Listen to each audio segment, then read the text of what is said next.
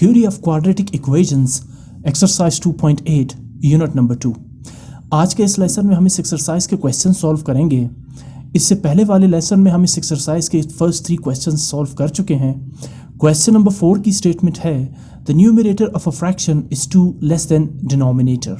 If 2 is added to both a numerator, then the sum of the new and original fraction is 94/63. Find the fraction. जिस तरह इसके first 3 questions थे, basically ये जो questions है ये साइमल्टेनियस इक्वेशंस हैं और इन इक्वेशंस को या इन क्वेश्चंस को हम उसी तरह सॉल्व करेंगे जिस तरह हम साइमल्टेनियस इक्वेशंस को सॉल्व करते आ रहे हैं। तो सबसे पहले आप देख सकते हैं इसमें कि एक वर्ड प्रॉब्लम टाइप की एक स्टेटमेंट गिवन है कि आपने एक ऐसा फ्रैक्शन फाइंड करना है जिसका न्यूमरेटर जो है वो डिनोमिनेटर से 2 लेस हो। अब न्यूमरेटर लेस देन डिनोमिनेटर का मतलब ये है कि फॉर एग्जांपल एक फ्रैक्शन है 5/7। अब अगर 5/7 को आप देखिए 5 न्यूमरेटर है और 7 जो है वो डिनोमिनेटर है, ठीक है। सो 5 जो है वो 7 से 2 लेस है।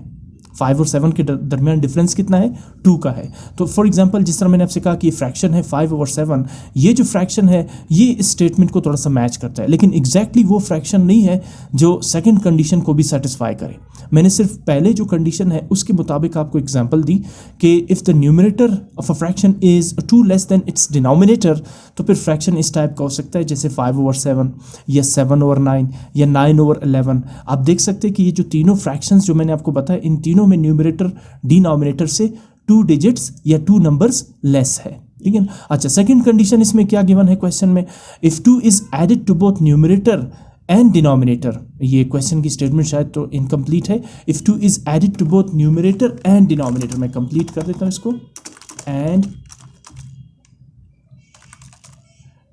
if 2 is added to both a numerator and denominator, the sum of the new and original fraction is 94/63।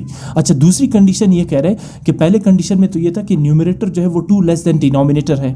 उसके बाद अगर दोनों न्यूमरेटर और डिनोमिनेटर के साथ 2 ऐड किया जाए, जाहिर है जब आप 2 ऐड करेंगे, जैसे 5 और 7 के न्यूमरेटर और डिनोमिनेटर के साथ आप 2 ऐड करेंगे तो ये बनेगा 7/9।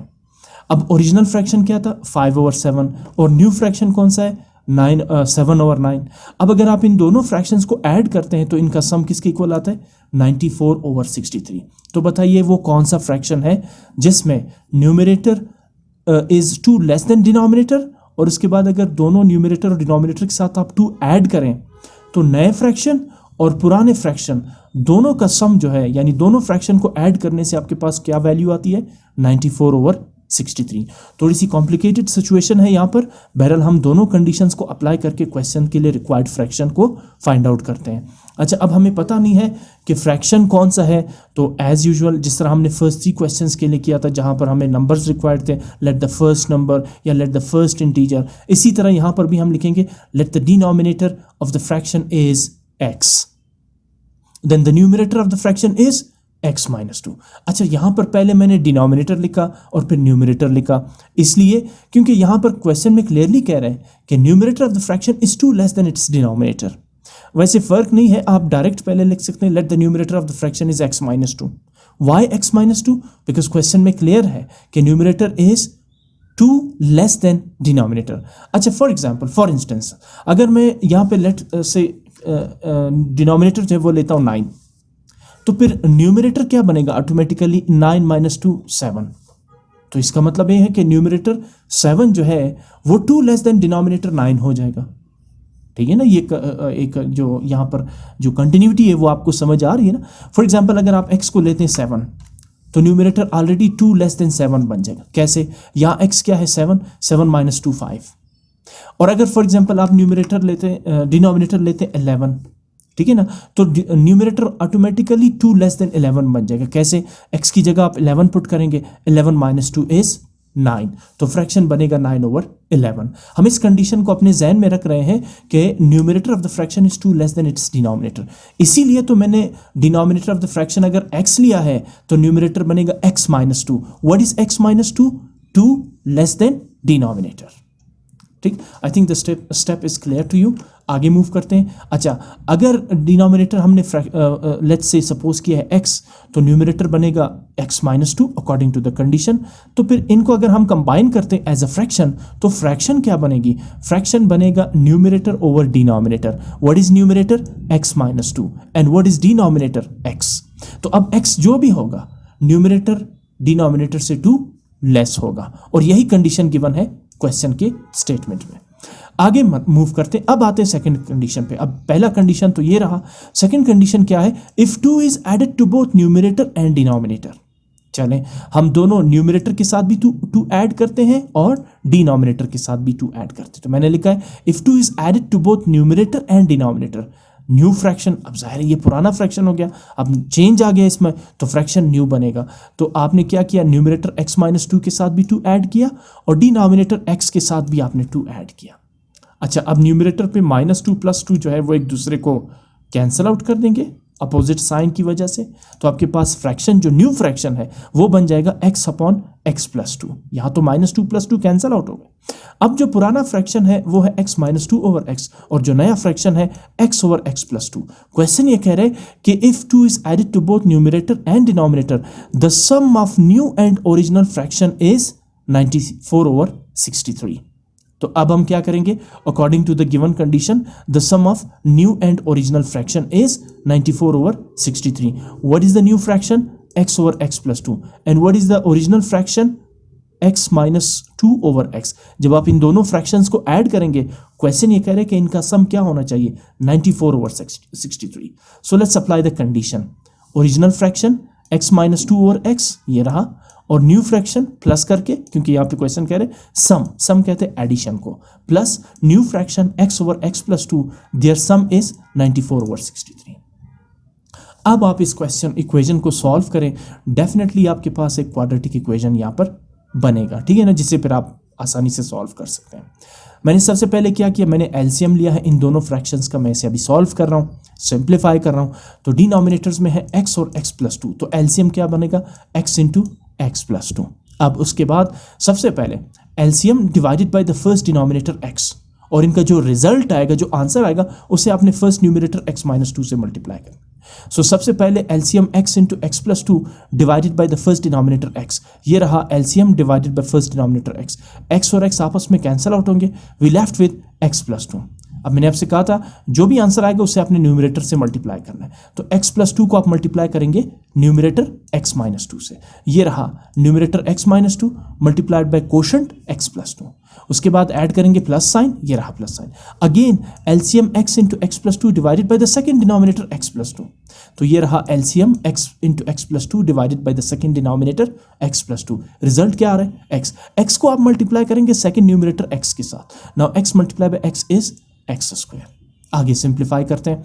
अच्छा, इन दोनों फैक्टर्स को आपस में मल्टीप्लाई करते हैं। Now x into x is x², x multiply bye 2 is 2x, फिर -2 multiply by x is -2x, and then -2 multiplied by +2 is -4 plus x² as it is। Denominator पे भी आपको सिंप्लीफिकेशन करनी पड़ेगी। x multiplied by x is x² and x multiplied by 2 is 2x equals 94 over 63। आगे move करते हैं। यहाँ पर कुछ कैंसिलेशन हो रही है, जैसे आप देख सकते हैं +2x और -2x एक दूसरे को कैंसिल आउट कर देंगे। हमारे पास रह जाएगा x² + x², लाइक टर्म्स है और दोनों पॉजिटिव है तो ऐड होंगे, बनेगा 2x²। अच्छा, फिर -4 as it is over x² + 2x equals 94 over 63। अब आगे करते हैं क्रॉस मल्टीप्लिकेशन। 63 यहाँ डिवाइड हो रहा है, लेफ्ट साइड पे 2x² - 4 के साथ मल्टीप्लाई होगा। इसी तरह x² + 2x डिवाइड हो रहा है, राइट साइड पे 94 के साथ मल्टीप्लाई होगा। आगे सिंप्लीफाई करें ब्रैकेट्स को। 63 times 2x² is 126x²। 63 multiplied by -4 is -252 equals 94 multiplied by x² is 94x² and 94 multiplied by 2x is 188x। आगे मूव करते हैं। आप 94x² और 188x को लेफ्ट साइड पे शिफ्ट कर दें, राइट साइड पे आपके पास रह जाएगा 0 और लेफ्ट साइड होगा 126x square minus 252 positive 94x square left side पे होगा negative 94x square positive 188x on the left side becomes negative 188x। Like terms को ऐड और सब्ट्रैक्ट करें, जैसे 126x square minus 94x square is 32x square. इसी तरह minus 188x और last में कांस्टेंट टर्म माइनस 252। मैं साथ में अरेंज भी कर रहा हूं जिस तरह के क्वाड्रेटिक इक्वेशन होती है, first 2 degree variable, then 1 degree variable and then constant term. Okay, अब 32, 188 और 252 में कॉमन फैक्टर आ रहा है 4, यानी तीनों नंबर्स 32, 188, 252 4 से डिविजिबल है। So let's take 4 as a common factor. तो ब्रैकेट के अंदर आप लिखेंगे 32 की बजाय 8 because 4 8s are 32x square. इसी तरह अगर आप 188 को 4 से डिवाइड करते हैं, ठीक है ना, तो 4 4s आर 16, यहाँ 4 लिखेंगे और 4 4s आर 16, 17 18, 2 को कैरी करेंगे 8 के पास, ये बन जाएगा 28 एंड देन 4 7s आर 28। इसका मतलब ये हुआ 4 multiply by minus 47 is minus 188, x आप एज इट इज लिखेंगे। इसके बाद 252 को आप 252 नहीं लिखेंगे ब्रैकेट के अंदर क्योंकि आपने 4 कॉमन लिया है, इसका मतलब है आप 252 को 4 से डिवाइड करेंगे। अच्छा, 4 टाइम्स 6 इज 24, यहाँ 25 है, 1 को कैरी करेंगे 2 के पास जिससे बन जाएगा 12 एंड देन 4 3s आर 12। इसका मतलब यह है 63 4s आर 252। अगले स्टेप में 4 यहाँ इस एक्सप्रेशन के साथ मल्टीप्लाई हो रहा है, राइट साइड पे 0 से डिवाइड होके एलिमिनेट हो जाएगा। So now we have 8x square minus 47x minus 63 equals 0। ये एक क्वाड्रेटिक इक्वेशन है, फैक्टराइजेशन इसकी मुश्किल है, तो मैं इस पर अप्लाई करता हूँ क्वाड्रेटिक फार्मूला, जिसके लिए हमें ज़रूरत है ABC। What is A? Coefficient of x square that is 8। What is B? Coefficient of x minus 47 and what is C? The constant term minus 63। Quadratic formula apply करें, x equals minus B plus minus under root B square minus 4ac whole divided by 2a। Values put करें, minus B भी negative 47 है और यहाँ फार्मूले में b minus में है, तो माइनस बी बनेगा minus into minus 47 and then plus minus under root B square. What is B square? Minus 47 square minus 4 as it is, a is 8 and c is minus 63। तो आप लिखेंगे minus 4 into 8 into minus 63 whole divided by 2a means 2 multiply by 8। आगे move करें, minus into minus is plus 47 plus minus under root minus 47 का square होगा positive 2209, यानी 47 multiply by 47, minus into minus भी plus हो जाएगा और 47 मल्टीप्लाई बाई 47 इज 2209 और 2209। इसके बाद आपने इन तीनों को मल्टीप्लाई करना है बिकॉज माइनस 4ac में a c और 4 तीनों आपस में मल्टीप्लाई हो रहे हैं। सबसे पहले minus into minus plus, now 8 4s are 32 multiply by 63 2016। इन दोनों को ऐड करेंगे, so we have 4225 which is a perfect squared number. अगर आप 4225 का स्क्वायर रूट निकालेंगे तो आप ये करेंगे, सबसे पहले आप ये नंबर लिखेंगे 4225 और फिर आप इसका स्क्वायर रूट निकालेंगे, that is 65। So what is the square root of 4225? 65। अब आप इस इक्वेशन को 2 ग्रुप्स में डिवाइड करेंगे, पहले 47 प्लस 65 ओवर 16 और दूसरा 47 minus 65 over 16। 47 plus 65 is 112 over 16 and 47 minus 65 is minus 18 over 16. So 16 ones are 16 and 16 sevens are 112. So यहाँ x की वैल्यू है 7, जबकि यहाँ माइनस 18 और 16 में कॉमन फैक्टर है 2, इसका मतलब ये हुआ 2 times 8 is 16 and 2 times 9 is 18. So x equals minus 9 over 8. यहाँ x equals minus 9 over 8 मैंने रिजेक्ट किया है, इसकी वजह यहाँ मैं आपको एक्सप्लेन करता हूँ। तो मेरे पास जो सही वैल्यू है x की वो है 7, जो उन दोनों कंडीशंस को सेटिस्फाई करती है जो क्वेश्चन के स्टेटमेंट में गिवन थी।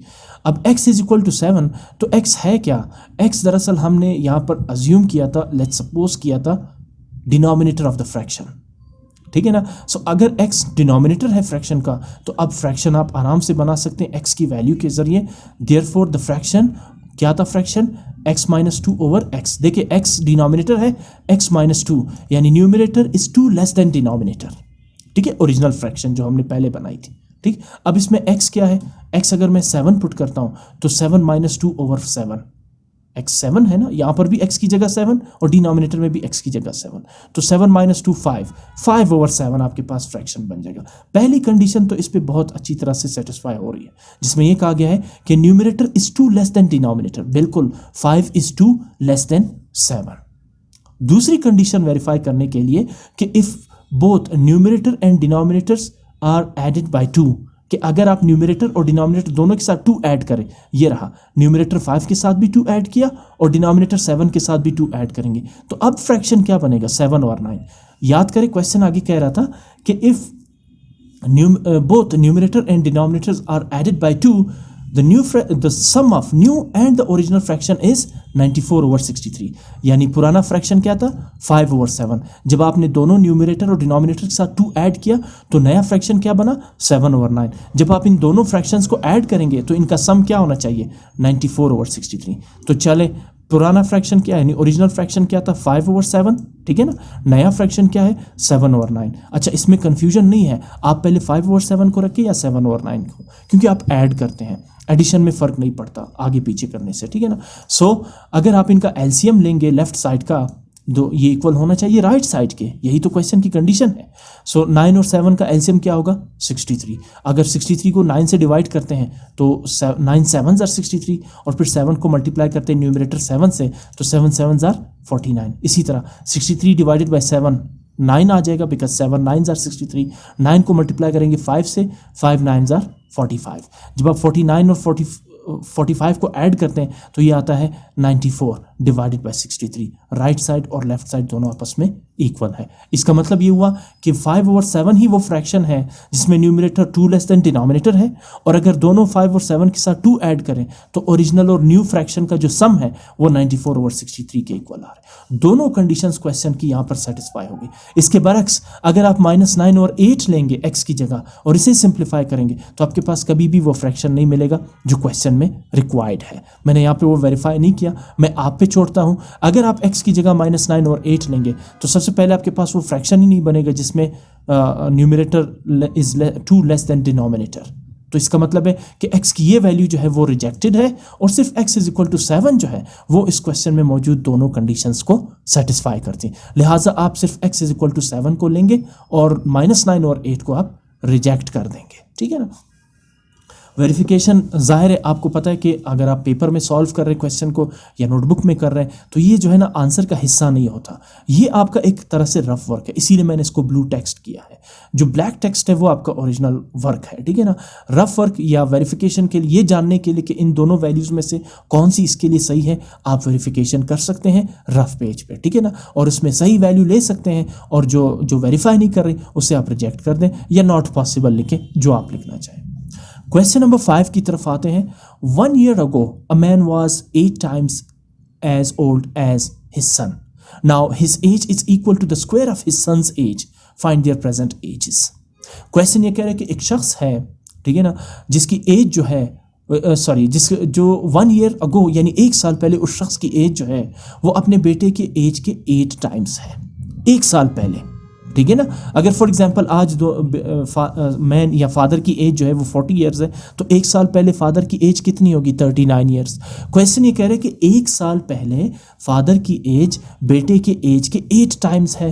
अच्छा, इसका मतलब ये हुआ कि फॉर एग्जांपल अगर बेटे की एज आज जो है ना 5 ईयर्स है तो 1 साल पहले बेटे की एज कितनी हो जाएगी 4 ईयर्स। अब फादर की एज बेटे की एज की कितनी है 8 टाइम्स, तो 4 8s are 32, फादर की एज हो जाएगी 32 ईयर्स, ठीक है ना। फिर से देखें कि फॉर एग्जांपल अगर आज बेटे की एज 5 साल है, 1 साल पहले ज़ाहिर बेटे की भी 1 साल एज कम हो जाएगी ना, 1 साल पहले जिस तरह फादर की कम हो रही है तो बेटे की भी कम होगी ना। तो 1 साल पहले बेटे की एज क्या हो जाएगी 4 साल, 4 साल यानी 1 साल पहले फादर की एज बेटे की एज के 8 गुना है, 8 टाइम्स है।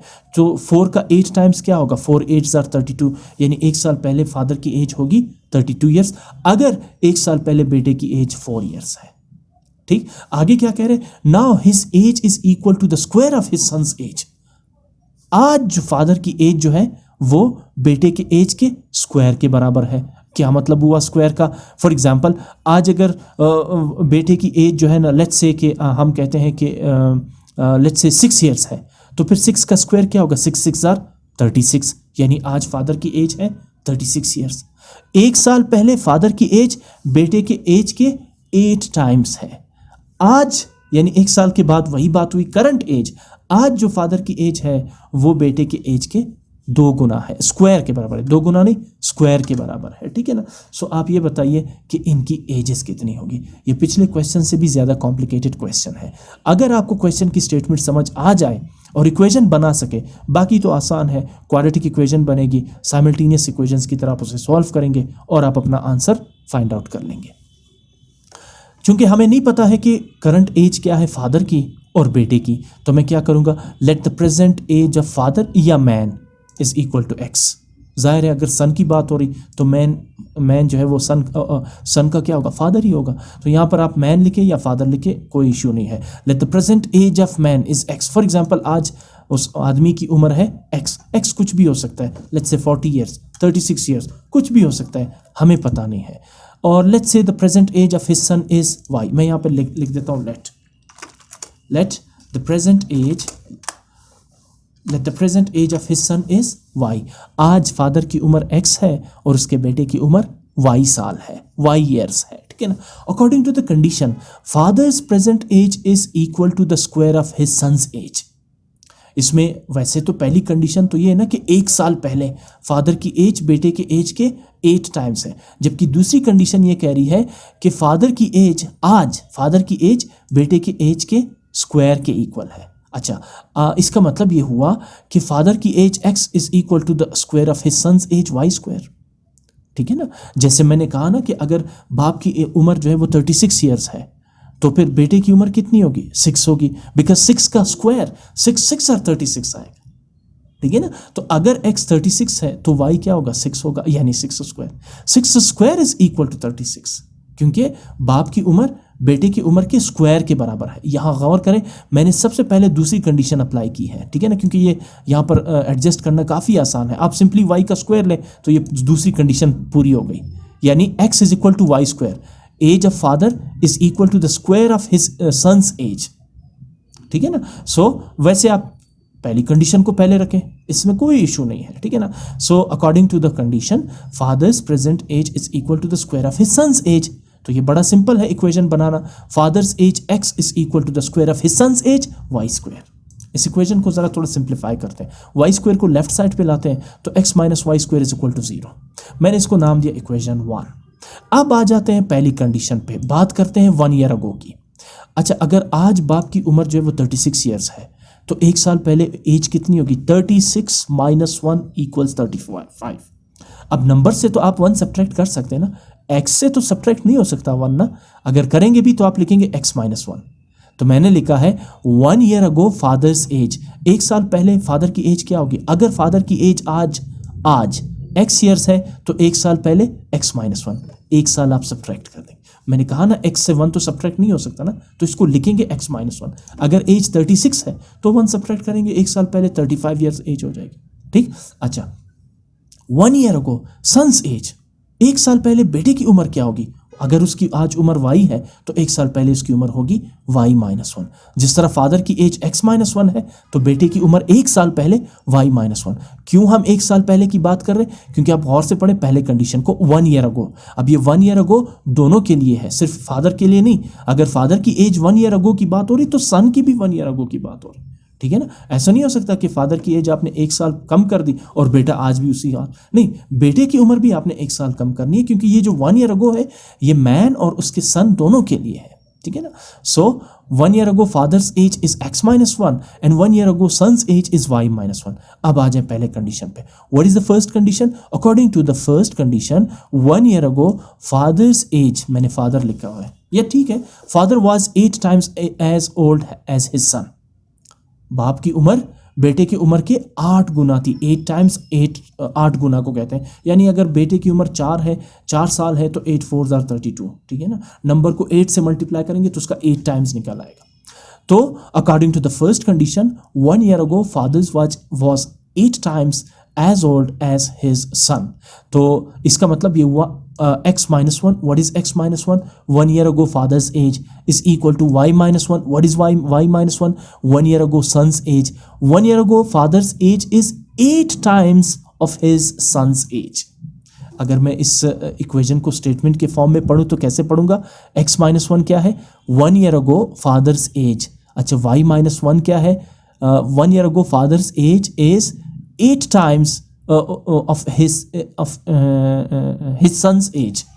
ठीक है ना, यानी कि 1 साल पहले बाप की उम्र बेटे की उम्र के 8 गुना थी, 8 टाइम्स थी। यहां आप y नहीं लिखेंगे बेटे की, ठीक है, बात हो रही है 1 साल पहले। 1 साल पहले दोनों की उम्र आप 1 साल कम करेंगे। ये नहीं हो सकता आपने फादर की एज x माइनस वन कर दी और यहां बच्चे की करंट एज लिख दी, नहीं, ये गलती आपने नहीं करनी। क्वेश्चन क्लियरली कह रहे हैं 1 year ago father's age is 8 times of his son's age. ठीक है ना, so 8 into y minus one, y minus one 1 year ago son's age, 8 means 8 times. ठीक है ना, आगे मूव करते हैं। आई होप आपको ये स्टेप समझ आ चुका होगा। अब आप इस ब्रैकेट को सिंप्लीफाई करें। 8 multiply by y is 8y, 8 multiply by minus one is -8। इस इक्वेशन को जरा सिंप्लीफाई करते हैं। मैं इस इक्वेशन को x के लिए सॉल्व करता हूँ। देखिए, मुझे x या y की वैल्यू तो फाइंड करनी है ना किसी एक वेरिएबल की, ताकि मैं दूसरी वेरिएबल की वैल्यू भी फाइंड कर सकूं। इसलिए क्योंकि मैंने x वेरिएबल लिया है फादर्स एज के लिए और y वेरिएबल लिया है सन्स एज के लिए, तो यहाँ पहला इक्वेशन मेरे पास है x minus Y square is equal to 0। तो दूसरी इक्वेशन को भी आप इसी फॉर्म में बना के उसको ऐड और सब्ट्रैक्ट करके या तो x की वैल्यू निकाले या y की वैल्यू निकाले, या दूसरा तरीका ये हो सकता है कि मैं इस इक्वेशन को सॉल्व करता हूँ फॉर द वेरिएबल x। आप चाहें तो आप इसे y के लिए भी सॉल्व कर सकते हैं। जहन में रखें कि इससे फ़र्क नहीं पड़ता। मैं इस इक्वेशन को सॉल्व करने जा रहा हूँ x के लिए, आप इसे y के लिए भी सॉल्व कर सकते हैं। मेरा और आपका दोनों का आंसर सेम ही होगा। ठीक, सो सबसे पहले मैं क्या करूँगा, -1 को शिफ्ट कर दूंगा राइट साइड पे, ये बन जाएगा +1। आगे क्या होगा, x equals 8y as it is, -8 + 1 is -7। That's it. आपने इस इक्वेशन को x के लिए सॉल्व कर दिया। आप चाहें तो यहाँ y के लिए भी सॉल्व कर सकते हैं, इससे कोई परेशानी नहीं। मैंने इसको नाम दे दिया इक्वेशन 2। ठीक है ना। नाउ अब मैं क्या करूँगा, put x equals 8y - 7 in equation 1। आप x की ये वैल्यू उठा के इक्वेशन 1 में पुट करें, या अगर आपने इस इक्वेशन को y के लिए सॉल्व किया है तो आप फिर y की वैल्यू उठा के इक्वेशन 1 में पुट कर देंगे। देखिए, इक्वेशन 1 में x भी है और y भी है, इसलिए मैंने आपसे कहा कि आप इस इक्वेशन को या तो x के लिए सॉल्व करें या y के लिए, कोई इशू नहीं है। मैंने x के लिए सॉल्व किया तो अब x की वैल्यू उठा के मैं इस इक्वेशन 1 में पुट करूंगा, यानी x की जगह अब मैं पुट करने जा रहा हूँ 8y - 7। इससे क्या होगा, ये जो मेरे पास वेरिएबल y है उसकी वैल्यू कैलकुलेट हो जाएगी। तो मैंने सबसे पहले क्या किया, इक्वेशन 1 यहाँ पे लिख दिया, x - y square is equal to 0। जहाँ पे मुझे x नजर आ रहा है वहाँ मैं पुट करने जा रहा हूँ 8y - 7। ये रहा x की जगह 8y - 7 -y square is equal to 0। इसे मैं ज़रा अरेंज कर देता हूँ। सबसे पहले 2 डिग्री वेरिएबल यानी -8y स्क्वायर, फिर 8y और फिर -7 इज इक्वल टू 0। इसमें से माइनस साइन कॉमन लेंगे, इसलिए क्योंकि मुझे 2 डिग्री वेरिएबल y स्क्वायर जो पॉजिटिव चाहिए। ठीक है ना, अगर आप उसको देखें standard form of quadratic equation तो वो भी ax स्क्वायर, a जो है ना, आप उसको यानी कि आप वैसे तो आप इसको इसी कंडीशन पे भी सॉल्व कर सकते हैं, बट ये बहुत आसान हो जाता है जब आप 2 डिग्री वेरिएबल को पॉजिटिव टर्म लेते हैं। सो यहाँ से मैंने कॉमन लिया नेगेटिव साइन, ब्रैकेट के अंदर -y स्क्वायर बन जाएगा +y स्क्वायर, +8y बन जाएगा -8y और -7 बन जाएगा +7 equals 0। Negative sign right side पे 0 के साथ मल्टीप्लाई होके एलिमिनेट हो जाएगा। So now we have y square -8y + 7 is equal to 0। एक क्वाड्रेटिक इक्वेशन है, मैं इसे फैक्टराइज करता हूँ। तो क्या करूँगा, कांस्टेंट 7 को मल्टीप्लाई करूँगा 2 डिग्री वेरिएबल y स्क्वायर के कोएफिशिएंट के साथ, 7 1s are 7 और यहाँ मैं लिख दूंगा 7।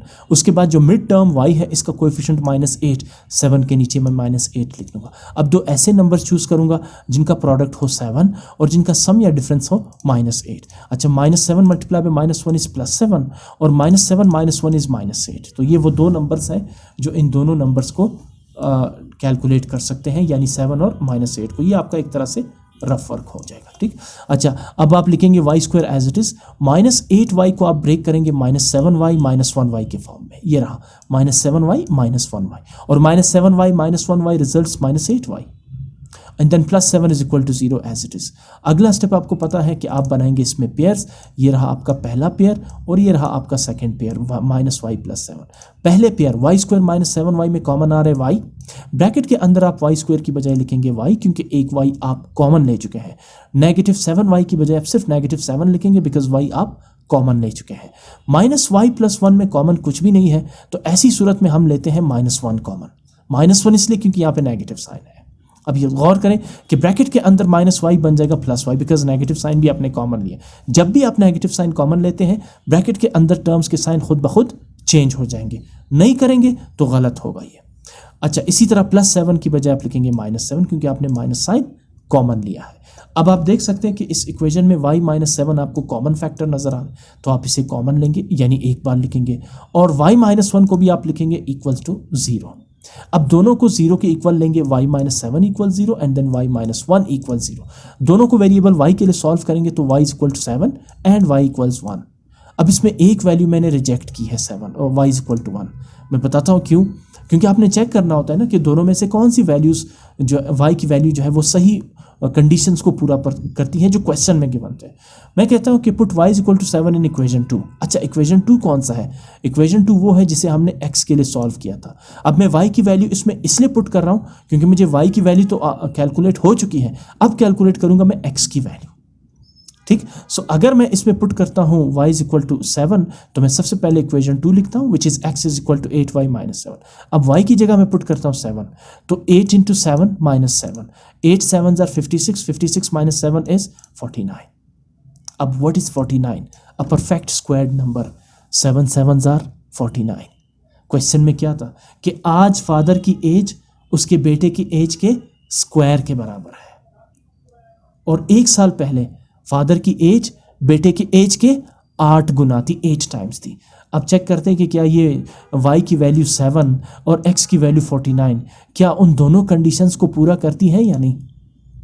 ठीक है ना, तो चले मैं चेक करता हूँ। Therefore present age of father is x। हमने फादर की एज क्या लिया था? x। And what is x? 49।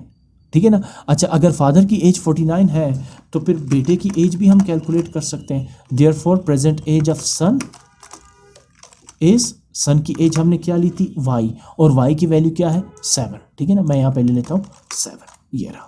ठीक है ना, इसके बाद मैंने ये वेरीफाई भी किया है आपके लिए। ठीक है ना, अगर प्रेजेंट एज ऑफ सन जो है वो y है यानी 7 ईयर्स है, ठीक है ना, तो put y is equal to 1 in equation 2। ठीक है, x इज इक्वल टू नहीं, एक मिनट ये।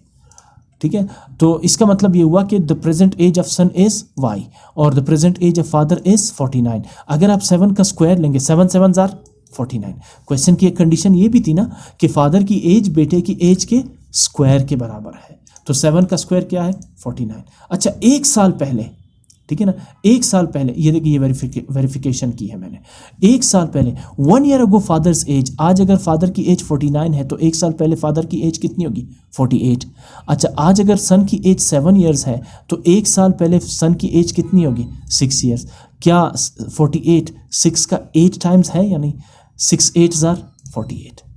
तो इसका मतलब यह है कि एक साल पहले बाप की उम्र बेटे की उम्र के 8 गुना थी, 6 8 जार 48, और आज बाप की उम्र बेटे की उम्र के स्क्वायर के बराबर है यानी 7 7 जार 49। तो y is equal to 7 and x is equal to 49 इन दोनों कंडीशंस को सेटिस्फाई करती है। रही बात y इज इक्वल टू 1, अगर मैं y is equal to 1 put करता हूँ इक्वेशन 2 में, जिस तरह मैंने y is equal to 7 put किया था इक्वेशन 2 में, तो सबसे पहले इक्वेशन 2 ये आपके सामने है, x equals 8y minus 7। y की जगह क्या पुट करेंगे? 1 पुट करेंगे, तो put y is equal to 1 in equation 2। x is equal to 8 into 1 minus 7, 8 1 जार 8, 8 minus 7 is equal to 1। What is x? Father's age. क्या ऐसा मुमकिन है कि बाप की उम्र 1 साल हो? ठीक है ना, तो ये तो एक तरह से एक मजाक हो गया ना, इम्पॉसिबल है ना कि बाप की उम्र 1 साल है तो बेटे की उम्र फिर कितनी होगी। इसलिए मैंने यहाँ पर क्या लिखा हुआ है? y is equal to 1 rejected. आप समझ चुके होंगे कि ये जो ब्लू टेक्स्ट है ये आपका रफ वर्क है, ये नीट वर्क नहीं है। नीट वर्क आपका बस यहाँ तक ही है। Therefore present age of son is 7। तो y इज इक्वल टू 7 जो है दोनों कंडीशन को सेटिस्फाई करता है, जबकि y इज इक्वल टू 1 जो है वो कंडीशंस को सेटिस्फाई नहीं करता। तो आप इसे क्या लिखेंगे? नॉट पॉसिबल या रिजेक्टेड। क्वेश्चन नंबर 6 की तरफ मूव करते हैं। क्वेश्चन ये कह रहा है कि if sum of coordinates of a point is 9 and sum of their squares is 41, find the coordinates of the point. अच्छा, ये कोऑर्डिनेट्स ऑफ द पॉइंट ये ग्रेड 9 में हमने जो लेसन्स पढ़े थे उसमें डिटेल के साथ पढ़ा था। कोऑर्डिनेट्स ऑफ द पॉइंट, ये क्वेश्चन ज़रा रिलेटेड है कोऑर्डिनेट ज्योमेट्री से। ठीक है ना, किसी भी पॉइंट की लोकेशन जब आप कार्टेशियन प्लेन पर फाइंड करते हैं, जैसे हम पढ़ते हैं कोऑर्डिनेट ज्योमेट्री। ठीक है ना, x कोऑर्डिनेट, y कोऑर्डिनेट, ठीक है ना। सो यहाँ पर एक पॉइंट है, ठीक है ना, the sum of coordinates of point. किसी भी पॉइंट के दो कोऑर्डिनेट्स होते हैं, एक होता है एक्स कोऑर्डिनेट और दूसरा होता है वाई कोऑर्डिनेट।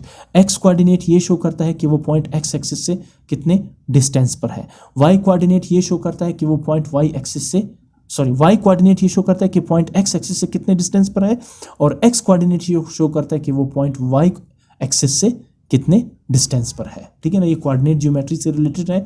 अगर आपको कंफ्यूजन हो रही इसमें तो आप ग्रेड 9 के लेसन्स जो है ना, वो चैप्टर नंबर 8 स्पेशली उसकी अगर एक दो लेसन्स आप देख लें तो आपको पूरी तरह समझ आ जाएगा कि पॉइंट क्या है और कोऑर्डिनेट्स क्या है।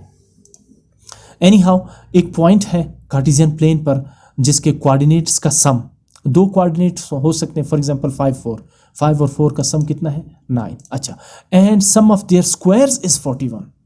अब आ रहा है word sum of their squares.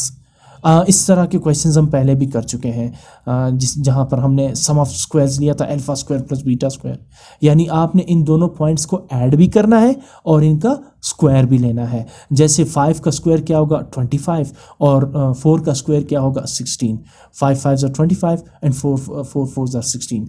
25 और 16 को आपने ऐड करना है तो ये एग्जैक्टली 41 आ रहा है। ये तो नंबर ही पता चल गए हमें 5 और 9, लेकिन इसको सॉल्व कैसे करना है, प्रॉपर तरीके से सॉल्व करेंगे जिस तरह पिछले क्वेश्चंस को हमने सॉल्व किया था। बहरहाल एक पॉइंट है जिसके कोऑर्डिनेट्स का सम कितना है 9 और उन्हीं कोऑर्डिनेट्स के सम का स्क्वायर कितना है 41। बताइए उस पॉइंट के कोऑर्डिनेट्स क्या है, एक्स कोऑर्डिनेट क्या है उस पॉइंट का और वाई कोऑर्डिनेट क्या है, हमें नहीं पता। सो let the x coordinate of the point is x and let the y coordinate of the point is y according to the first condition. What is the first condition? Sum of the coordinates, आप इन दोनों coordinates को plus करें तो वो कितना आना चाहिए 9। तो what is the x coordinate x and what is the y coordinate y, इनको ऐड करेंगे तो x plus y is equal to 9, क्योंकि क्वेश्चन कह रहे हैं कि sum of the coordinates is 9। इसको मैंने नाम दी थी इक्वेशन 1। अब आ जाए according to the second condition. Second condition क्या कह रहे हैं, sum of their squares. What is the square of x? X square. What is the square of y? Y square. And what is their sum? X square plus y square. आप इनका square भी लें और इनको add भी करें तो फिर इनका सम कितना आना चाहिए 41। तो मैं लिखूंगा according to the second condition x square plus y square equals 41। इसको नाम दे आप इक्वेशन नंबर 2। अब आप क्या करेंगे, सबसे पहले आप इन दोनों को ऐड और सब्ट्रैक्ट करेंगे तो ये दोनों इक्वेशंस में ना तो x एलिमिनेट होगा और ना ही y एलिमिनेट होगा। तो बजाय कुछ और करने के आप इक्वेशन 1 को या तो आप सॉल्व करें x के लिए या तो आप इसे सॉल्व करें y के लिए। ये बिल्कुल वही मेथड है जो इससे पहले वाले क्वेश्चन में हमने किया था। मैं सबसे पहले क्या करता हूँ, x plus y is equal to 9 equation 1 को यहाँ पे लिख देता हूँ। मैंने लिखा है फ्रॉम इक्वेशन 1 और अब मैं इसे सॉल्व करता हूँ फॉर द वेरिएबल x। आप इसे y के लिए भी सॉल्व कर सकते हैं। y के लिए सॉल्व क्या होगा, आप इस x को राइट साइड पे ले जाए, y is equal to 9 minus x, ये इक्वेशन सॉल्व हो जाएगी फॉर द वेरिएबल y। और अगर x के लिए सॉल्व करेंगे तो प्लस y को राइट साइड पे ले जाए 9 माइनस वाई, और इसके साथ आप x is equal to 9 minus y put करेंगे इक्वेशन 2 में। सॉल्व किया आपने इक्वेशन 1 को y के वेरिएबल के लिए और इसे पुट करेंगे इक्वेशन नंबर 2 में। What is equation 2, x square plus y square equals 41। जहां आपको x नजर आ रहा है वहां आप पुट करेंगे 9 माइनस वाई, तो x square becomes 9 minus Y square plus y square equals 41। 9 minus Y square को आप एक्सपेंड करेंगे according to the algebraic formula a minus b whole square which is equal to a square minus 2ab plus b square. What is a in this situation? 9, and what is b? y. So a square is 9 square, and then minus 2ab is minus 2 from formula, a 9 and b is y plus b square, that is y square। ठीक है ना, second term is y और ये रहा plus y square equals 41।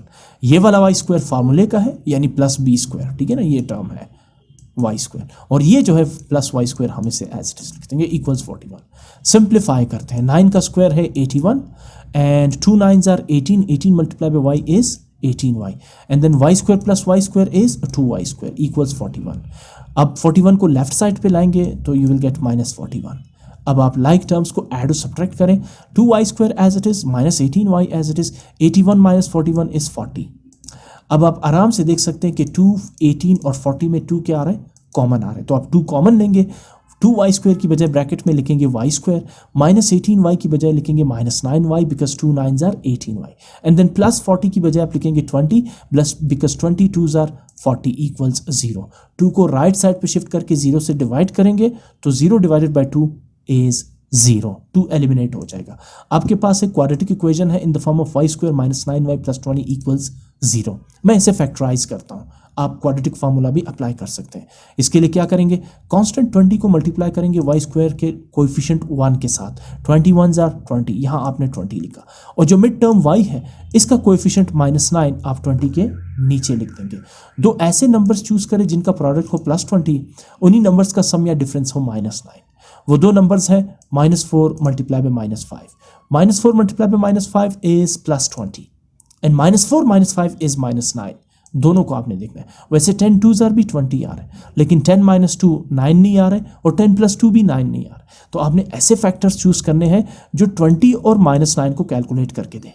वो कौन से factors हैं, -4 मल्टीप्लाई बाय -5 इज +20, और यही -4 - 9 -9 के इक्वल है, सॉरी -4 - 5 -9 के इक्वल है। आगे मूव करते हैं, y² आप एज इट इज लिखेंगे और -9y को आप ब्रेक करेंगे -4y - 5y के फॉर्म में। ये -9y को आपने ब्रेक किया -4y - 5y, कहाँ से लिया -4 - 5, ये जो फैक्टर्स आपने यहाँ पे बनाए हैं, +20 एज इट इज इक्वल्स 0। अच्छा, -4y - 5 इज एग्जैक्टली -9y, ठीक है ना, तो इससे फर्क नहीं पड़ा, आपने सिर्फ इसको ब्रेक किया। अगले स्टेप में आपको पता है आप बनाएंगे पेयर्स, ये रहा फर्स्ट पेयर और ये रहा सेकंड पेयर। फर्स्ट पेयर में कॉमन आ रहा है y, तो आप y कॉमन लेंगे, ब्रैकेट के अंदर आप लिखेंगे y -4। यहाँ -5y + 20 में आप कॉमन लेंगे -5, सिर्फ 5 नहीं -5, ब्रैकेट के अंदर आप -5y की बजाय सिर्फ y लिखेंगे बिकॉज -5 आप कॉमन ले चुके हैं। चूंकि नेगेटिव साइन आपने कॉमन लिया है तो प्लस साइन आप यहाँ पे चेंज कर देंगे माइनस में। आप जानते हैं कि जब भी आप नेगेटिव साइन कॉमन लेते हैं ब्रैकेट के अंदर टर्म्स के साइन चेंज हो जाते हैं। सो +20 की बजाय आप लिखेंगे -4 because minus into minus plus and 5 4s are 20 +20 की इक्वल है। अब आप देख सकते हैं y -4 आपके पास कॉमन आ रहे हैं तो इसे आप एक दफ़ा लेंगे बिकॉज आपने इसे कॉमन लिया, और जो अनकॉमन y -5 है इसे भी आप फैक्टर के फॉर्म में लिख के इक्वल्स टू 0 कर देंगे। दोनों इक्वल लेंगे 0 के, that is y -4 = 0 and y -5 = 0। y is equal to -4 on the right side becomes +4 and -5 on the right side becomes +5। अब आप क्या करेंगे, अब आप पहली वैल्यू उठाएंगे y की, दो वैल्यूज आ गई ना। आप सोच रहे होंगे क्या इनमें से एक रिजेक्ट होगी, नहीं, यहाँ दोनों वैल्यूज मैंने चेक की और दोनों वैल्यूज कंडीशंस को सेटिस्फाई कर रहे हैं। सबसे पहले हम y = 4 पुट करते हैं इक्वेशन 1 में। क्यों पुट करेंगे, ताकि हमारे पास वैल्यू आ जाए किसकी, x की। आप चाहें तो 2 में भी पुट कर सकते हैं, लेकिन इक्वेशन 1 काफ़ी आसान है। x + y = 9। सबसे पहले मैंने इक्वेशन 1 लिखी है, x + y = 9, और यहाँ पर मैं y की जगह पुट करने जा रहा हूँ 4, तो x + y becomes x + 4। 4 को राइट साइड पे लेंगे तो बनेगा -4 and 9 - 4 is 5। So what is x, 5, what is y, 4। ठीक है ना, आपने x और y दोनों की वैल्यू निकाल दी। अच्छा, x और y है क्या, x आपके पास उस पॉइंट का है x कोऑर्डिनेट, जबकि y उस पॉइंट का है आपके पास y कोऑर्डिनेट। तो आपने दोनों पॉइंट्स कैलकुलेट कर लिए, x कोऑर्डिनेट भी और y कोऑर्डिनेट भी, पॉइंट्स नहीं sorry coordinates. Therefore x coordinate of the point क्या लिया था आपने, x कोऑर्डिनेट क्या लिया था आपने, x लिया था, और x क्या है 5, और y coordinate of the point आपने क्या लिया था, y लिया था, y की वैल्यू क्या है 4। ये वाली नहीं, अभी तक आपने y = 4 पुट किया था ना, तो y 4 होगा और x 5 होगा। बिल्कुल सही। देखें 5 क्या नाम है, 5 और 4 को जब आप ऐड करते हैं तो 5 + 4 क्या बनता है, 9। क्वेश्चन में क्लियरली ये कह रहा था कि if sum of coordinates of a point is 9, तो पहला कोऑर्डिनेट क्या है 5 और दूसरा कोऑर्डिनेट क्या है 4। अभी जो हमने x और y की वैल्यूज निकाली, तो 5 + 4 9, पहली कंडीशन सेटिस्फाई हो गई। फिर कह रहे सम ऑफ देयर स्क्वायर्स इज 41। अब 5 का स्क्वायर क्या है 25 और 4 का स्क्वायर क्या है 16। 25 + 16 41। दोनों कंडीशन सेटिस्फाइड हो गए यहाँ पर जब y 4 हो और x 5 हो। अब आते हैं y की दूसरी वैल्यू y = 5 के लिए। Put y = 5 in equation 1। इसी तरह आप इक्वेशन 1 लिखेंगे पहले, x + y = 9। अब y की जगह पुट करेंगे 5, तो x + y becomes x + 5 = 9। 5 को राइट साइड पे लेंगे तो -5 हो जाएगा। 9 - 5 is 4। अब फिर आपने x और y की वैल्यू निकाली, तो therefore x coordinate of the point is 4 and y coordinate of the point is 5। Again 4 + 5 9, और 4 का स्क्वायर और 5 का स्क्वायर जब आप इनको ऐड करेंगे दैट इज 16 + 25 इज 41। दोनों कंडीशन सेटिस्फाइड हुए, तो आप क्या लिखेंगे, hence required coordinates of the point are 4 5 और 5 4, दोनों सही है। ये मैंने आपको वेरीफाई करके दिए। जब आप इस पॉइंट के कोऑर्डिनेट्स को ऐड करते हैं तो इनका सम क्या है 9, और इसी पॉइंट के कोऑर्डिनेट्स के स्क्वायर का सम क्या होगा, x² + y² 41। ठीक है ना। तो यहाँ आपने y की कोई भी वैल्यू रिजेक्ट नहीं करनी, बल्कि दोनों वैल्यूज कंडीशंस को सेटिस्फाई कर रहे हैं, इसलिए आपने दोनों वैल्यूज लेनी है। जहाँ कंडीशन सेटिस्फाइड नहीं होगा वहाँ एक वैल्यू हम ड्रॉप कर देंगे, यानी रिजेक्ट कर देंगे। क्वेश्चन नंबर 7 है, the sum of squares of 3 consecutive integers is 110, find the number. बड़ा ही सिंपल और आसान क्वेश्चन है कि 3 ऐसे नंबर्स है कंसेक्टिव बैक टू बैक, जिनको आप ऐड करें वो आता है 110। बताएं वो 3 कौन से नंबर्स होंगे। अच्छा, 3 कंसेक्टिव नंबर्स जैसे 1 2 3, जैसे 3 4 5, जैसे 10 11 12, जैसे 15 16 17, जैसे 21 22 23, बैक टू बैक है ना। तो आपने 3 ऐसे नंबर्स लेने हैं, ठीक है ना, जिनका सम क्या हो 110। बड़ा ही सिंपल क्वेश्चन है। Let the first integer is x, पहले मैंने लिया x को, तो फिर दूसरा क्या बनेगा, then the second integer is x + 1 and then the third integer is x + 2। देखिए, अगर फॉर एग्जांपल मैं लेता हूं, मैं इसको थोड़ा सा आपके लिए सॉल्व कर देता हूं। फॉर एग्जांपल मैं x लेता हूं 21, तो फिर सेकंड कंसेक्टिव नंबर क्या बनेगा 22, यानी x क्या है 21, 21 + 1 इज 22 ना, ठीक है ना। और फिर तीसरा नंबर कंसेक्टिव क्या होगा 22 के बाद 23। 23 कैसे आप हासिल करेंगे, जब आप 21 के साथ ऐड करेंगे 2, क्योंकि x आपने 21 लिया है ना, तो x + 1 यानी 21 + 1 is the second consecutive number 22, and then third consecutive number can be calculated by x + 2, यानी 21 + 2 इज 23। ये रहा 21 22 23, ठीक है ना। तो इसलिए आप कुछ और नहीं ले सकते यहाँ पर, आप क्या लेंगे, फर्स्ट नंबर आप या फर्स्ट इंटीजर आप लेंगे x, तो फिर सेकंड कंसेक्टिव की बात कर रहा हूँ, उसके बाद का x + 1 और फिर x + 2, ठीक है ना। जैसे 21 22 23 है, या जैसे 25 26 27 है, 25 में 1 ऐड करेंगे तो सेकंड कंसेक्टिव नंबर 26 बनेगा, और 25 में 2 ऐड करेंगे तो थर्ड कंसेक्टिव नंबर 27 बनेगा। इसी तरह 25 में 4 ऐड करेंगे तो फिर फोर्थ कंसेक्टिव नंबर 29 बनेगा, 5 ऐड करेंगे तो फिफ्थ कंसेक्टिव नंबर 30 बनेगा, ठीक है ना। सो इस तरह से आपने पहला इंटीजर क्या लेना है x, दूसरा इंटीजर क्या बनेगा कंसेक्टिव। अगर कंसेक्टिव नहीं होते तो बेशक आप यहाँ पे y और यहाँ पे z ले सकते थे, लेकिन बात हो रही है कंसेक्टिव की, इसलिए हमारे पास कोई दूसरा चॉइस नहीं है। First integer x, second becomes x + 1, third becomes x + 2 according to the condition. क्या कंडीशन है, sum of squares of 3 consecutive. अच्छा, पहले शायद मैंने कहा इनका सम नहीं, सम ऑफ स्क्वायर्स, इनको ऐड भी करना है और इनका स्क्वायर भी लेना है, तो वो तीनों किसके इक्वल आने चाहिए 110। अच्छा, x का स्क्वायर क्या होगा x², x + 1 का स्क्वायर क्या होगा x + 1 होल स्क्वायर, x + 2 का स्क्वायर क्या होगा x + 2 होल स्क्वायर। क्यों स्क्वायर ले रहे हैं, क्योंकि क्वेश्चन क्लियरली कह रहे हैं sum of squares. So condition आपने क्या अप्लाई किया, फर्स्ट इंटीजर का स्क्वायर, सेकंड इंटीजर का स्क्वायर, थर्ड इंटीजर का स्क्वायर, जब आप इनके स्क्वायर को ऐड करते हैं तो ये टोटल कितना आना चाहिए 110। कंडीशन अप्लाई हो गई। अब आ जाए सिंप्लीफिकेशन पे। x + 1 होल स्क्वायर को एक्सपेंड करते हैं according to the formula a + b whole square which is equal to a² + 2ab + b²। Now what is a is x and what is b is 1, so a² means x² plus 2ab means +2 from formula a is x and b is 1 plus b² it means 1²। इसी तरह x + 2 whole square को भी इसी फार्मूले के according expand करेंगे, where a is x and b is 2, x² a² means x² plus 2ab plus 2 from formula a is x and b is 2 plus b² that is 2² equals 110। आगे चलें, x² as it is, ये भी आपके पास x² आ जाएगा, 2x × 1 is 2x, 1 का square होगा 1, again x², फिर 2 2 = 4 × x is 4x and 2 2 = 4 equals 110। Like terms को कंबाइन करके ऐड और सब्ट्रैक्ट करें, x² + x² + x² is 3x²। Now 2x + 4x is 6x, 1 + 4 is 5, साथ में 110 को भी लेफ्ट साइड पे लाएं -110। Now 3x² + 6x, 5 - 110 is -105। Equal 0। आपके पास 3, 6 और 105 तीनों 3 से डिवाइड हो रहे हैं, so let's take 3 as a common. Bracket के अंदर 3x² की बजाय क्या लिखेंगे, x² प्लस 6x की बजाय क्या लिखेंगे, 2x, because 3 2s are 6x। और 105 की बजाय क्या लिखेंगे, 105 को 3 से डिवाइड करें, 3 3s आर 9, यहाँ पे 10 है, 1 कैरी करेंगे 5 के पास, जिससे बन जाएगा 15, एंड देन 3 5s आर 15, यानी 35 3s आर 105। 3 यहाँ मल्टीप्लाई हो रहा है, राइट साइड पे 0 से डिवाइड होके एलिमिनेट हो जाएगा। Now we have x² plus 2x minus 35, a quadratic equation. Let's factorize this equation. इसके लिए minus 35 को मल्टीप्लाई करेंगे 2 डिग्री वेरिएबल के कोएफिशिएंट x² के साथ, 30 minus 35 1s are minus 35, और जो मिड टर्म है x, इसका कोएफिशिएंट +2, ये minus 35 के नीचे लिखेंगे।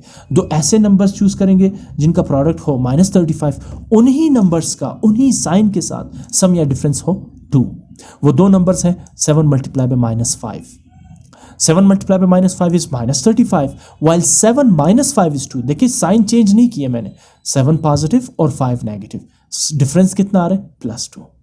अब आप क्या करेंगे, x² आप एज इट इज लिखेंगे, 2x को आप ब्रेक करेंगे किस फॉर्म में, 7x - 5x के फॉर्म में। ये रहा 7x - 5x, and it's true, 7x - 5x is 2x, and then -35 equals 0।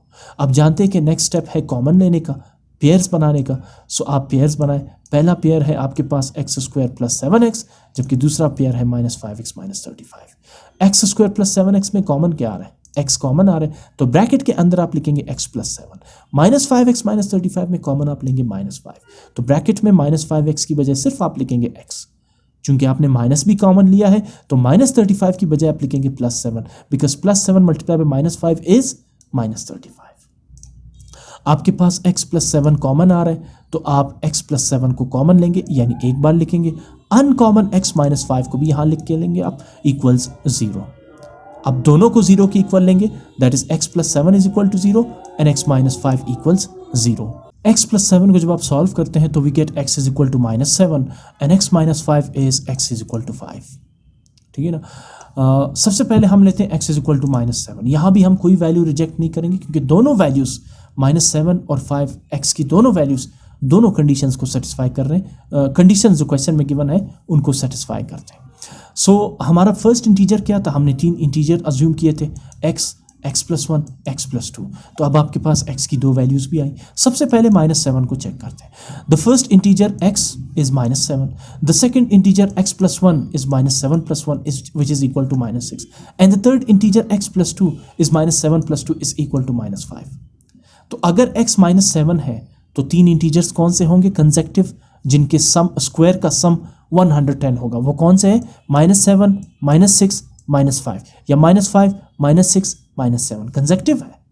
ठीक है ना। अच्छा, when x is equal to 5 तो फिर 3 इंटीजर्स क्या होंगे, the first integer is x which is 5 now, the second integer is x + 5 means 5 + 1 which is 6, and the third integer is x + 2 means 5 + 2 which is 7। तो अब जो है अगर x 5 है तो वो 3 इंटीजर्स कौन से होंगे कंसेक्टिव, जिनके स्क्वायर का सम 110 होगा, 5 6 7। और जब x -7 हो तब इंटीजर्स कौन से होंगे, -5 -6 -7। ठीक है ना। सो अब मैं आपको वेरीफाई करके देता हूं कि किस तरह से ये -5 -6 -7 और 5 6 7 के सम का स्क्वायर का सम जो है वो 110 के इक्वल है। सबसे पहले पॉजिटिव लेते हैं, 5 6 7, 5 square + 6 square + 7 square, 5 5 = 25, 6 6 = 36, 7 7 = 49, 25 + 36 + 49 is 110। Question यही कह रहे हैं ना कि if sum of the squares of 3 consecutive integers is 110, तीनों इंटीजर्स का स्क्वायर भी लें और उनको ऐड भी करें, तो ये पहला 5 6 7 तो इस कंडीशन को सेटिस्फाई करती है। अब आते हैं -5 -6 -7 पे, तो -5 square -6 square -7 square must be 110। आप जानते हैं कि नेगेटिव नंबर्स का स्क्वायर हमेशा पॉजिटिव होता है। -5 का स्क्वायर है -5 multiply by -5, minus into minus plus, 5 5s are +25। इसी तरह -6 का स्क्वायर है +36 स्क्वायर, और -7 का स्क्वायर है +49। जब आप इन सबको ऐड करते हैं तो ये 110 के इक्वल नहीं आता। तो इसका मतलब ये है कि ये जो 5 6 7 और -5 -6 -7 ये जो पेयर्स ऑफ इंटीजर्स हैं ये 110 वाली जो कंडीशन है उसको सेटिस्फाई करते हैं। तो इसलिए जो नंबर्स है, रिक्वायर्ड नंबर्स या रिक्वायर्ड इंटीजर्स, वो कौन से हो सकते हैं? 5, 6, 7 और -5, -6, -7। यहां भी हमने x की कोई वैल्यू रिजेक्ट नहीं की। लास्ट क्वेश्चन इस एक्सरसाइज का, the sum of two numbers is 15 if the sum of their reciprocal is 3/10 find the numbers. अच्छा, बड़ा ही सिंपल क्वेश्चन है। The sum of two numbers, दो ऐसे नंबर्स हैं जिन्हें आप ऐड करें तो आपके पास आता है 15। जैसे 8 + 7, 8 + 7 is 15। If the sum of their reciprocal, अगर आप उन नंबर्स का रेसिप्रोकल लेते हैं और उनको ऐड करते हैं, वो आता है 3/10। तो वो कौन से नंबर्स हैं जिन्हें आप ऐड करते हैं, नंबर आता है 15, और उन्हीं नंबर्स का रेसिप्रोकल लेते हैं, उलट लेते हैं, उनको जब आप ऐड करते हैं तब आता है 3/10। कौन से नंबर्स है? अच्छा, वर्ड रेसिप्रोकल। फॉर एग्जाम्पल, एक फ्रैक्शन है 1/2/3, तो 2/3 का रेसिप्रोकल क्या होगा? इसका अपोजिट यानी उलट 3/2। इसी तरह अगर एक नंबर है 5, तो 5 का रेसिप्रोकल क्या होगा? 1/5। ठीक है ना। सो हम यहाँ सबसे पहले, हमें पता नहीं है कि नंबर्स कौन से हैं, ठीक है ना। मैं सबसे पहले लेता हूँ, let the first number is x, then the second number is 15 - x। हाँ, अब जरा इसको देखें, why 15 - x? देखें, जैसे मैंने आपसे कहा ना कि 15 को कैलकुलेट करने के लिए आपको दो नंबर्स फॉर एग्जांपल चाहिए, जैसे 8 और 7। 8 और 7। अच्छा, अगर एक नंबर जो है वो फॉर एग्जांपल मैं लेता हूँ 7, ठीक है ना, तो दूसरा नंबर कैसे मैं लूँगा जिसके साथ मैं 7 को ऐड करूँ टू गेट 15? वो दूसरा नंबर कैलकुलेट होगा जब आप x को सब्ट्रैक्ट करेंगे 15 से। अच्छा, इस कंडीशन में आपने x क्या लिया था? लेट्स से 7, ठीक है ना। अब 7 में कितना ऐड किया जाए टू गेट 15? वो कैसे कैलकुलेट होगा? जब आप 15 से 7 को माइनस करते हैं। ये रहा 15 - 7 इज 8। तो फर्स्ट नंबर क्या बना? 7, और दूसरा नंबर क्या होगा? 8। इन्हीं को ऐड करेंगे तो 15 आएगा। इसीलिए यहां पर आपने लिखना होगा 15 - x। जो नंबर आपने लिया उसे अगर आप 15 से सब्ट्रैक्ट करेंगे तो जो नंबर आएगा, दोनों को ऐड करके दोबारा 15 कैलकुलेट होगा। यहाँ कहने का मकसद सिर्फ ये है कि आप जब सपोज करते हैं फर्स्ट नंबर x, तो इस कंडीशन को देखते हुए सेकंड नंबर क्या होना चाहिए? 15 - x। जैसे इससे पिछले क्वेश्चन में हमने फर्स्ट नंबर लिया था x, सेकंड नंबर लिया था x+1, थर्ड नंबर लिया था x+2, क्योंकि क्वेश्चन में क्लियर था कि 3 कंसेक्यूटिव नंबर्स। यहां पर भी क्वेश्चन को आपने ज़हन में रखना है, the sum of two numbers is 15। आपने दो ऐसे नंबर्स लेने हैं जिनको ऐड करें तो 15 आ जाए। तो अगर फर्स्ट नंबर x है तो फिर दूसरा नंबर क्या होना चाहिए? 2x नहीं हो सकता यहां पर, अगर आपके जहन में आ रहा है। दूसरा नंबर होगा 15 - x। मैं आपको नंबर्स के फॉर्म में मिसाल देता हूं। फॉर एग्जाम्पल, अगर मैं पहला नंबर लेता हूं 6, तो दूसरा नंबर कौन सा होगा जिसे मैं 6 के साथ ऐड करूं टू गेट 15? दूसरा नंबर कैलकुलेट करने के लिए आप 15 से 6 को सब्ट्रैक्ट करेंगे। 15 - 6 इज 9। आप ऐड करें 6 और 9 को, 6 + 9 इज 15। इस कंडीशन को जहन में रखते हुए आपने सेकंड नंबर लेना है, ठीक है ना। So let the first number is x, then the second number is 15 - x। इन दोनों फर्स्ट और सेकंड नंबर को ऐड करके क्या आना चाहिए? 15। इसलिए सेकंड नंबर क्या होना चाहिए? 15 - x। अच्छा, if the sum of their reciprocal, अब इनका रेसिप्रोकल लेते हैं। What is the reciprocal of first number x? अगर नंबर x है तो reciprocal of the first number is 1/x। मैंने कहा ना, रेसिप्रोकल कहते हैं उलट को, अपोजिट को। 5 का रेसिप्रोकल क्या होगा? 1/5। इसी तरह x का reciprocal 1/x। Reciprocal of the second number 15 - x is 1/15 - x। अच्छा, अब दोबारा कंडीशन की तरफ आ जाए। If the sum of their reciprocal, आपने दोनों का रेसिप्रोकल निकाल दिया ना, 1/5 एंड 1/15 - x। इनका सम ले। सम किसे कहते हैं? प्लस को। दोनों number, first number plus second number, if the sum of their reciprocal is 3/10, तो इनका रेसिप्रोकल किसके इक्वल है? 3/10। This is the condition given in the question. So मैंने लिखा according to the condition, reciprocal of the first number 1/x plus reciprocal of the second number 1/15 - x should be 3/10। अब हम find करेंगे वो दो नंबर्स जिन्हें मैंने अज्यूम किया, पहला नंबर x, तो दूसरा नंबर मेरे पास होना चाहिए 15 - x। इसे जरा आप सिंप्लीफाई करें। मैं लेफ्ट साइड का एलसीएम लेता हूं, x और 15 - x का। x और 15 - x का एलसीएम क्या होगा? x × 15 - x, ठीक है ना। ये एलसीएम आ जाएगा। Now LCM divided by the first denominator x। ये रहा LCM 15 minus x into x divided by the first denominator x, x x के साथ कट जाएगा, we left with 15 minus x, 15 minus x multiplied by the first numerator 1, 15 minus x multiplied by 1 is 15 minus x, add करेंगे plus sign, again LCM x into 15 minus x divided by the second denominator 15 minus x, तो ये रहा x into 15 minus x divided by 15 minus x, ये दोनों cut जाएंगे, we left with x, now x multiplied by the second numerator 1, x multiplied by 1 is x, ये आपने यहाँ पे लिख दी, इक्वल्स 3/10। यहाँ कुछ कैंसलेशन हो रही है, जैसे minus x plus x is 0, और डिनोमिनेटर पे x multiply by 15 15x and x multiply by minus x square is equal to 3/10। Cross multiplication करेंगे, 10 यहाँ डिवाइड हो रहा है राइट साइड पे, लेफ्ट साइड पे 15 से मल्टीप्लाई होगा, 15x minus x square left side पे डिवाइड हो रहा है, राइट साइड पे 3 से मल्टीप्लाई होगा। आगे मूव करते हैं, 15 times 10 is 150, 3 times 15 is 45x and 3 times minus x square is minus 3x square. आप 150 को राइट साइड पे ले जाए या 45x माइनस 3x स्क्वायर को लेफ्ट साइड पे ले जाए, so minus 3x square right side पे नेगेटिव है, लेफ्ट साइड पे होगा पॉजिटिव, 45x पॉजिटिव है, लेफ्ट साइड पे होगा negative, 150 as it is equal 0। अच्छा, इसको मैंने ऑर्डर में भी रख दिया, जैसे क्वाड्रेटिक इक्वेशन की ऑर्डर होती है, x square x and constant term, 3 45 150 तीनों 3 से डिविजिबल है, इसका मतलब है 3 कॉमन है यहाँ पे, ब्रैकेट के अंदर आप 3x स्क्वायर की बजाय लिखेंगे एक्स स्क्वायर, माइनस 45 की बजाय लिखेंगे 15 बिकॉज 15 3s आर 45, और 150 की बजाय आप लिखेंगे 50 because 3 5s are 15 0 as it is, और 53s आर 150। अगले स्टेप में 3 को राइट साइड पे शिफ्ट करेंगे तो 3 will be divided by 0, we know that 0 divided by 3 is 0, 3 यहाँ से एलिमिनेट हो जाए। Now x square minus 15x plus 50 equals 0। Again एक क्वाड्रेटिक इक्वेशन है, मैं इसे फैक्टराइज करता हूँ। इसके लिए मैं क्या करूँगा, कांस्टेंट 50 को मल्टीप्लाई करूँगा एक्स स्क्वायर के कोएफिशिएंट 1 के साथ, 50 1s are 50, और मिड टर्म x का कोएफिशिएंट माइनस 15 को 50 के नीचे लिख देंगे। अब दो ऐसे नंबर्स लेंगे जिनका प्रोडक्ट हो 50 और जिनका सम या डिफरेंस हो माइनस 15, वो दो नंबर्स हैं minus 5 multiply by minus 10, minus into minus plus and 10 5s are 50, while minus 5 minus 10 is minus 15। अब आप क्या करेंगे, x square as it is minus 15x को ब्रेक करेंगे in the form of minus 5x minus 10x, ये रहा minus 5x minus 10x, and it's true, minus 5x minus 10x is minus 15x, and then plus 50 as it is equals 0। अगला step आप जानते हैं pairs बनाने का है, तो फर्स्ट पेयर है एक्स स्क्वायर माइनस 5x और सेकेंड पेयर है माइनस 10x प्लस 50।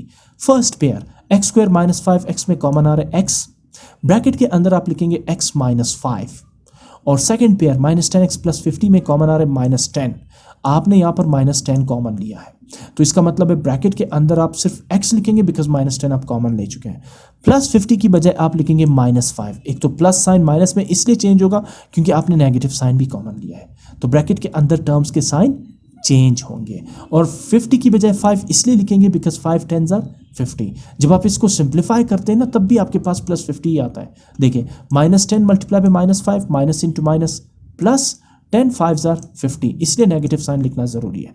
आपने प्लस लिखा तो कैलकुलेशन गलत होगी।